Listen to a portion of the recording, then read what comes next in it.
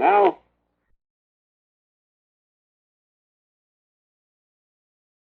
I have an article here which Master has written in 1951 about America's good karma. I'm just going to read a paragraph to you.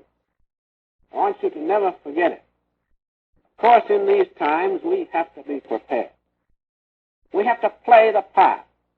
But we do not have to forget the underlying realities, the underlying truths which protect America. We have to be prepared. That's natural in this state of society. But underneath that, there is something which protects America, which is far greater than prepared. I want you to listen just for a minute or two to Master's words.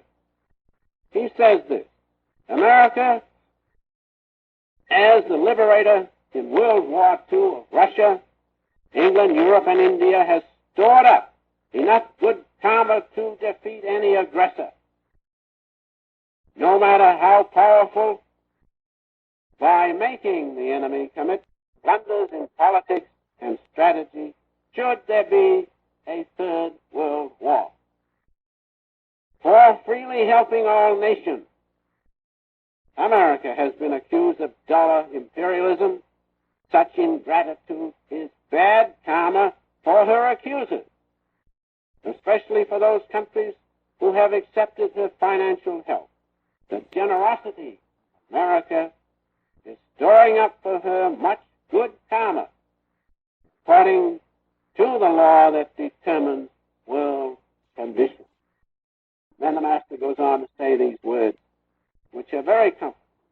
And so, dear Americans, rest assured that even if the Third World War should come, the United States of America shall be victor, because she possesses the greatest good karma.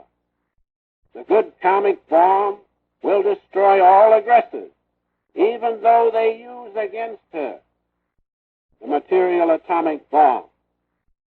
It is this goodness in the heart of America, not the possession of atomic bombs, that shall give sure victory to this land if any aggressor starts a third world war.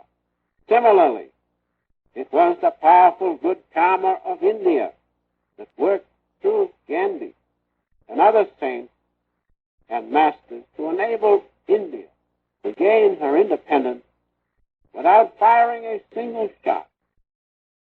It is this plentiful good karma of Americans that is the divine fortress guarding them against any dire calamity.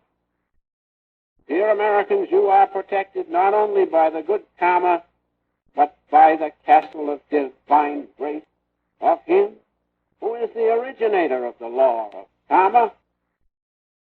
A single blood clot or disease germ can kill a man, even if he live in the desert or in an underground cave. It will not be subterranean cities that will protect America, but a continuation and increase of her present good and generous action. If God be with her, who can stand against her? Let us realize that, remember that, in these times of stress. Let us keep our faith in America, realize God has given her to us to cherish and take care of and protect, and realize He is with us. Who can be against us? I think these are wonderful words by Master. Now,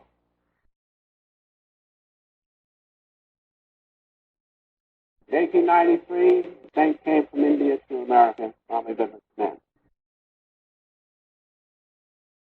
And he had these ideas about his visit to America that I'll give you. The Master had the same idea. Master said, India needs what America has to give to her. We need spirituality of India. And I know those of us and of you who have followed India's methods of meditation have found great peace. And even though the world fall apart, no one can shake us in that love of God which we feel.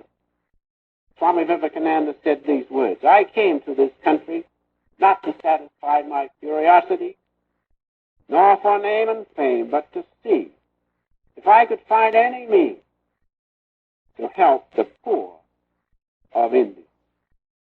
As regards spirituality, the Americans are far inferior to us, but their society is far superior to ours. We will teach them our spirituality and assimilate what is best in their society. Master said the same. And that's why spiritual teachings of India are so welcome to those who really want to know God, because they've been trying to find God and contact Him for ages. They know how, as we know how, to do material things. And so it is well, our Master has said, that India and America exchange ideas. If we receive from India the great spiritual pleasure, and we give to India what help we can along material lines and also spiritual. Because America is spiritual. There's no question about it. And so, in the final judgment, one thing that is on this question of world brotherhood and ensuing peace, one thing is necessary.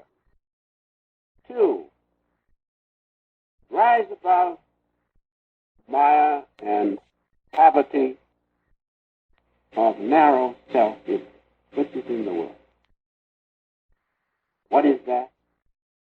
That is God's all-pervading, all-encompassing love. That's what we need. God's great love is the panacea for the world's ill. It is the specific for world peace. Realize it. God's love is what the nations of the world need. God's love is what every individual, every building block of world brotherhood and lasting peace needs. Each one of us needs the all-encompassing, solacing love of God. If we can change the hearts of men, and they feel the love of God, then world peace will come. Not until then. From the autobiography, word or two, which fits in at this time, I always like to give the Master's words because he says it in such a way that I can understand it clearly, and I'm sure you can. He says the grim march of world political events points inexorably to the truth that without spiritual vision, people perish. Without that love of God in our hearts, we'll perish. There's no question about it. There's nothing that will stand. And he goes on,